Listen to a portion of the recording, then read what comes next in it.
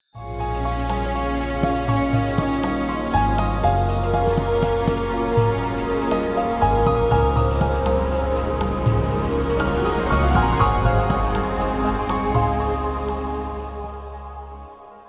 علیکم ورحمۃ اللہ. جستجو ود ڈاکٹر جاوید اقبال. ہم پچھلی چند نشستوں میں بچوں کی تربیت کے سلسلے میں بات کر رہے ہیں. ایک بہت ضروری بات میں آپ سے عرض کرنا چاہتا ہوں، وہ یہ ہے کہ بچے کی تربیت میں ماں اور باپ دونوں کا برابر کا حصہ ہونا چاہیے. اگر کسی وجہ سے یہ بیلنس خراب ہو جائے تو بچے کی تربیت پر بہت برا اثر پڑتا ہے. ایک بات میں نے پیرنٹنگ کی ورک شاپس میں بے تحاشا مرتبہ کہی ہے، اور اگر آپ نے ہماری پہلے کی کچھ گفتگو سنی ہو تو یہ بات آپ کو معافی چاہتا ہوں دوبارہ سننا پڑے گی کہ ہمارے ہاں دیہات میں وہ لوگ جو حج پہ جانا چاہتے ہیں تو وہ یہ کہتے ہیں کہ میں مکہ مدینہ جا رہا ہوں. اگر انہیں کوئی یہ کہے کہ مکہ اور مدینہ تو دو مختلف شہر ہیں، ان کے درمیان تو تقریباً 300 کلومیٹر کا فاصلہ ہے، تو وہ ایک دیہاتی نبی اور اللہ سے محبت کرنے والے کے ذہن میں یہ بات نہیں سما سکتی. وہ کہتا ہے نہیں، میں تو مکہ مدینہ جا رہا ہوں جو کہ میرے حضور کا، میرے نبی کا شہر ہے. تو یہ بات میں نے آپ کو اس لیے بتائی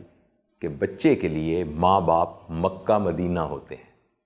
ہم بڑوں کے لیے ماں اور ہے، باپ اور ہے، یہ دو مختلف شخصیات ہیں، لیکن بچے کے شعور میں ماں باپ بس ایک ہی ہوتے ہیں، مکہ مدینہ. اور کسی وجہ سے اگر بچے کو کچھ عرصے کے بعد پتہ چلے کہ یہ دونوں ایک نہیں ہیں، یہ الگ ہیں، مثلاً کیسے پتہ چلے؟ پتہ لگے کہ ماں اور باپ کی لڑائی ہو رہی ہے. اس سے بڑھ کر یہ کہ پتہ لگے کہ ماں چیخ چیخ کر بول رہی ہے، اور اس سے بڑھ کر یہ کہ باپ نے ماں کے منہ پر ایک تھپڑ مارا ہے اور ہمیشہ ان کے درمیان ایک تنازع ہو رہا ہے. تو ایسے میں اس معصوم بچے کو سمجھ میں نہیں آتا کہ کون صحیح ہے ان میں سے، اور اس کی پرسنالٹی درمیان سے دو ٹکڑے ہو جاتی ہے، جس کو ہم سپلٹ پرسنالٹی کہتے ہیں. ایسے میں وہ اپنے ناپختہ ذہن کی بنیاد پر اپنے وزن کو ان دونوں میں سے کسی ایک کے پلڑے میں ڈال دیتا ہے، عموماً ماں کے پلڑے میں، کیونکہ ماں اس کی باپ کی نسبت زیادہ وقت بچے کے ساتھ ہوتی ہے جب بچہ نوزائیدہ ہوتا ہے. ایسی صورت میں وہ ماں جو اپنے خامد کے خلاف ہے، وہ غیر محسوس طریقے سے اپنے بچے کے دماغ میں اس کے اپنے باپ کے خلاف زہر بھرنا شروع کر دیتی ہے. جب وہ گود میں ہے 1 سال کا بچہ اور اس کی ماں آنے والی سہیلیوں کو بتاتی ہے کہ تمہارے بھائی جان نے تو میرے منہ پہ تھپڑ مارا تھا، وہ تو بہت فضول آدمی ہیں، ان کے تو بہت ہی غلط تعلقات ہیں،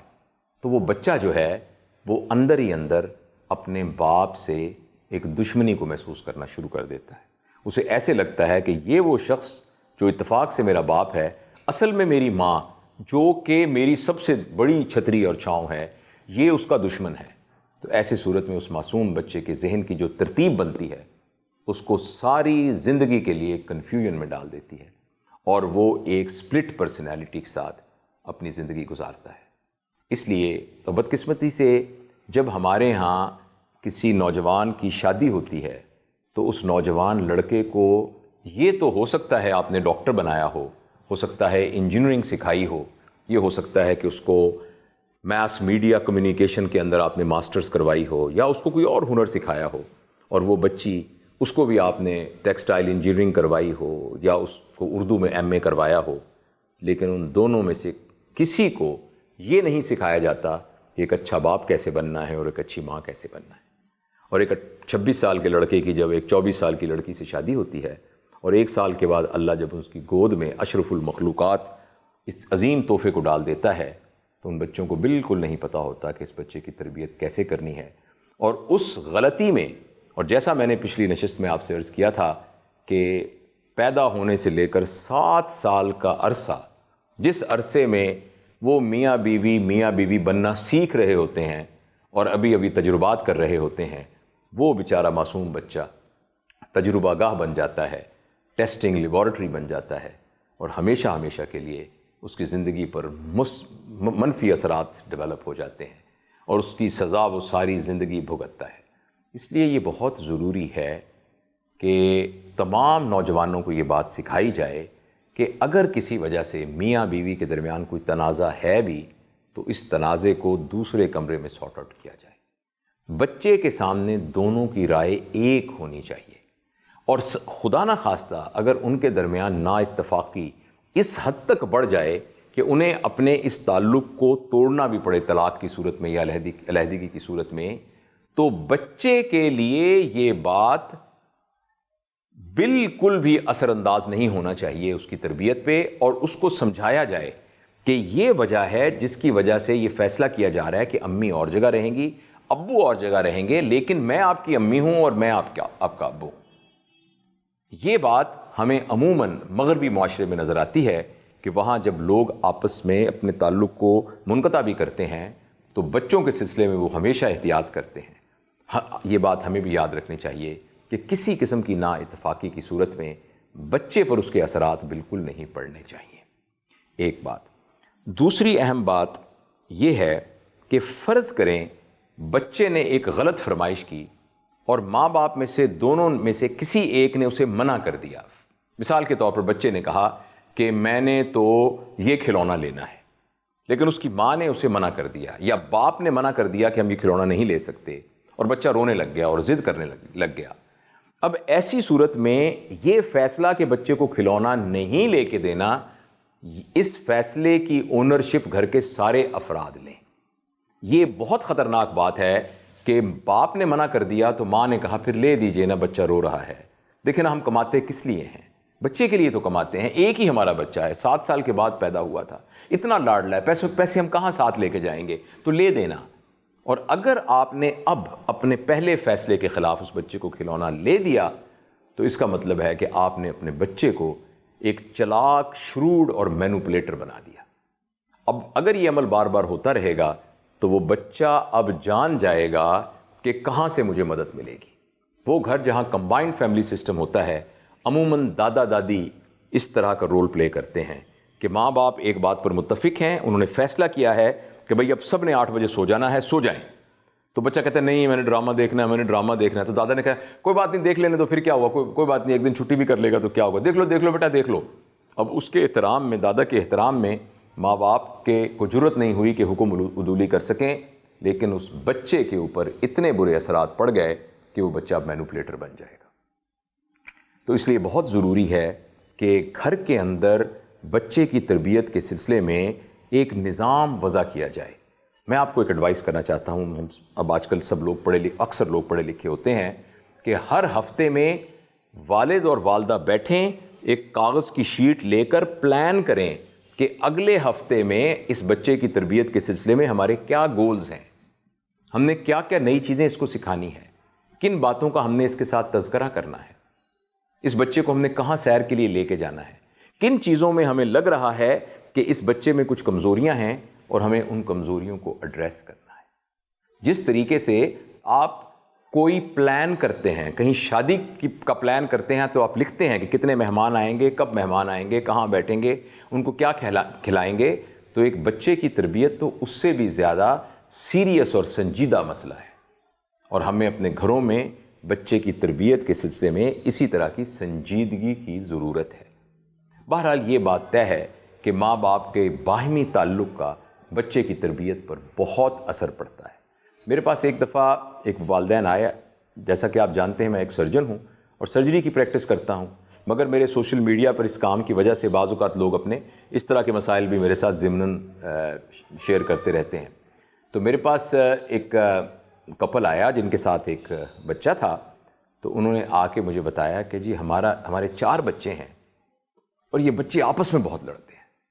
بڑی بیٹی جو ہے وہ چھوٹی بیٹی کی گڑیا توڑ دیتی ہے، چھوٹا جو ہے اس کی بستے سے پینسل نکال لیتا ہے، اور یہ بہت لڑتے ہیں، تو بتائیے ہم کیا کریں۔